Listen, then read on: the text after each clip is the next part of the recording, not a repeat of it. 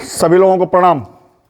आज हम नशा मुक्ति अभियान के तहत जिस गांव में आए हैं, पहले तो हम आप लोगों को बता दें कि हम मानव शिक्षा सेवा संस्थान खड़ेसरी बड़हलगंज से आए हैं और हमारे प्रबंधक जी का नाम है माननीय श्री आलोक गुप्ता जी। उन्होंने एक नशा मुक्ति अभियान शुरू किया है। जैसे हम अपनी संस्था के सारी चीज़ों को आप लोगों को पहले ही बता चुके हैं, अब जो हमारा मुख्य उद्देश्य है यहाँ आने का, उस पर चर्चा थोड़ा सा कर लेते हैं हम आप लोगों से। देखिए बेटा, शांत हो जाइए, शांत हो जाइए। देखिए, हमारा मुख्य उद्देश्य यही है आने का। आप लोगों के हाथ में जो कार्ड है वो कार्ड नशा मुक्ति अभियान का कार्ड है, ठीक है ना। आप देखिए, ये जो पीछे लिखा हुआ है ये है नशा मुक्ति अभियान, एक प्रयास जो समाज के हित में हो बेहतर। हम ये नशा मुक्ति अभियान क्यों चला रहे हैं, आपको बता दें कि हम जिस गांव में आए हैं, ये खरवनिया नवीन, ये बिल्कुल बिहार का बॉर्डर है। यहाँ से बिहार नज़र आ रहा है साफ साफ। तो इतनी दूर नशा मुक्ति अभियान हम क्यों चलाने आए हैं, हम क्यों आप लोगों के बीच में आए हैं। तो देखिए, एक्चुअली मानव शिक्षा सेवा संस्थान जो है, जो सेवा इसमें नाम है ना, हम सेवाएं सिर्फ नाम के लिए नहीं, हम वाकई सेवाएं करते हैं लोगों की, और उसी सेवाओं के लिए हम आप लोगों के बीच यहाँ आ जाए हैं। आप लोगों को सभी लोगों को पता होगा कि आज के युग में जो सबसे बड़ी समस्या है वो नशे की समस्या है, दारू की समस्या है, शराब की समस्या है कि नहीं है। ऐसा कोई परिवार नहीं बचा होगा जिस परिवार में पुरुष वर्ग नशा ना करता हो। या तो आपका पति नशा करता है, या तो आपका बेटा नशा करता है, या तो आपका भाई नशा करता है। और नशे से प्रत्येक महिलाएं प्रभावित हैं, लगभग।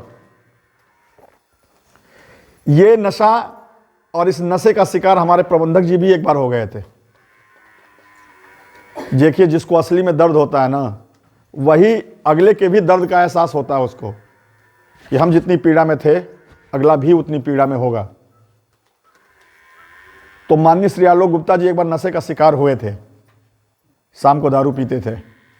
एक दिन कंडीशन ऐसी आई पीते पीते कि उनका लीवर खराब होने लगा और लीवर पूरी तरह से खत्म हो गया उनका।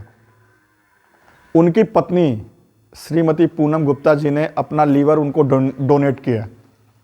अपना 60% लीवर मेदांता हॉस्पिटल दिल्ली गए, दिल्ली में 60% अपना लीवर उनकी पत्नी ने उनको दिया।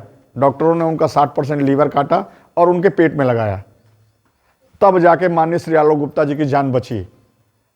और उसमें खर्च कितना है पता है आप लोगों को? लगभग 60 लाख रुपए। क्या आप लोगों के पास 60 लाख रुपए है अपने पति को बचाने के लिए? बोलिए, नहीं है ना। तो आप लोगों को क्या करना चाहिए? सबसे जरूरी जो चीज़ है, आप लोगों को यही प्रयास करना चाहिए कि अब तक तो जो किया सो किया, लेकिन अब उनको हमको दारू नहीं पीने देना है।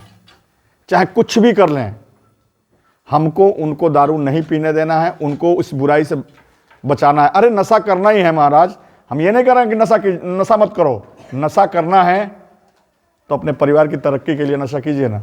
नशा ऐसा होना चाहिए कि कुछ भी हो जाए मैं अपने परिवार की तरक्की करूंगा, कुछ भी हो जाए मैं अपने बच्चों को अच्छी शिक्षा दूंगा, कुछ भी हो जाए मैं इस समाज के लोगों को अच्छा बन के दिखाऊंगा। नशा ऐसा होना चाहिए ना। नशा ऐसा नहीं होना चाहिए कि शाम को पिया और सुबह उतर गई। नशा, जो भी नशा है, अपनी उन्नति के लिए लगाइए नशे को। ऐसा नशा कीजिए कि नशा हो जाए आप लोगों की, नहीं कुछ भी करके मैं अपने परिवार की तरक्की का मार्ग प्रशस्त करूंगा, अपने परिवार के बच्चों की तरक्की का मार्ग प्रशस्त करूंगा, अपने बच्चों को अच्छे स्कूलों में भेजने का प्रयास करूंगा। नशा एक आग है, दारू का नशा एक आग है, एक ना एक दिन आपको जला के खत्म कर देगी। ये ध्यान रखिएगा, आप लोगों को उसका एहसास भी नहीं होगा। एहसास कब होता है? जब व्यक्ति का सब कुछ खत्म हो जाता है। नशा क्या करता है? सामाजिक प्रतिष्ठा खत्म, बिल्कुल जीरो। नशा करने वाले व्यक्ति की सामाजिक प्रतिष्ठा नहीं रहती है, जीरो हो जाता है। अपने दरवाजे पे कोई उसको बैठाना पसंद नहीं करता है। नशेड़ी व्यक्ति को कोई अपने दरवाजे पे बैठाएगा? नहीं बैठाएगा। सामाजिक प्रतिष्ठा जीरो हो जाती है, परिवार की दयनीय स्थिति हो जाती है, परिवार रोड पे आ जाता है, बच्चों की स्थिति बुरी हो जाती है। हम बच्चा इसलिए पैदा नहीं करते कि पैदा करने के बाद उसको कपड़ा तक पहनाने की हमारी औकात ना हो।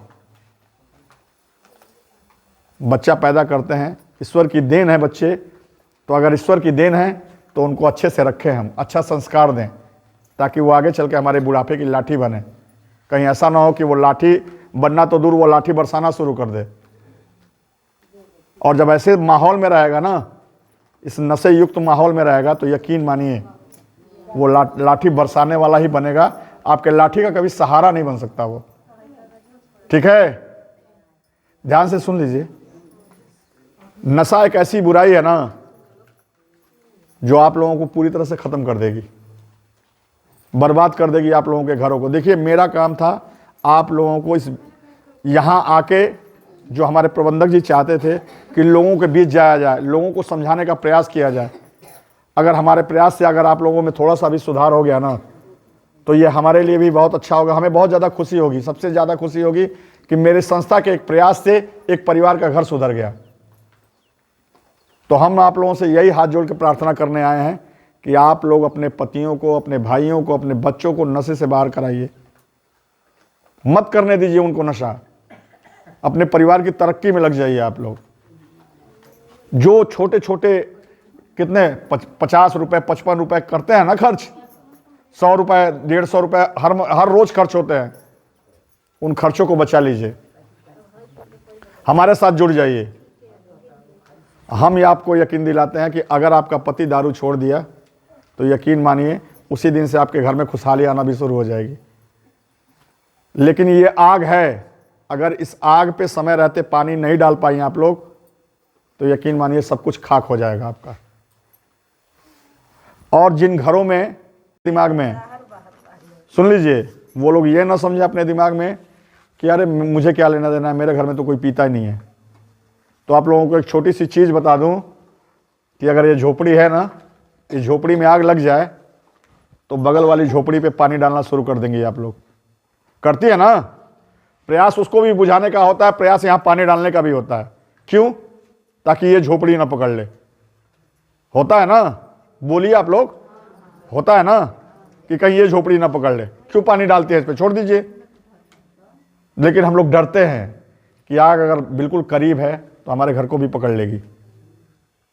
तो नशा एक आग है, आज आपके घर में बेशक नहीं है, लेकिन जिस नशे युक्त समाज में आप रह रही हैं वो दिन दूर नहीं है कि आपके घर का लड़का, आपके घर का पति या भाई, वो भी एक दिन नशे का शिकार हो जाएगा। कब तक बचाएंगे आप उसको? उसको बचाने का एक ही उपाय है आप लोगों को कि इस पूरे खरवनिया नवीन को ही नशा मुक्त कर दिया जाए। इस खरवनिया नवीन में ऐसा कोई व्यक्ति, ऐसा कोई परिवार न बचे जो नशा करता हो। ये कम सम्मान की बात नहीं है। आज के परिवेश में, आज के युग में अगर कोई गांव नशा मुक्त हो जाए तो ये आप लोगों के लिए बहुत बड़े गर्व और सम्मान की बात है। ठीक है, बहुत बड़े गर्व और सम्मान की बात है। यहाँ के बच्चे